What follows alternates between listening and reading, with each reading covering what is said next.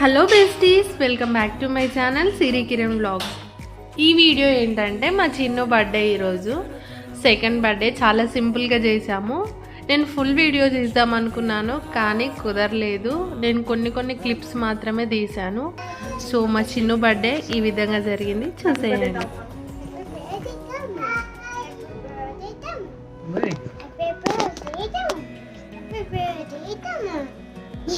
చేసుకో తమ్ముడు, తీసి పెడతాము.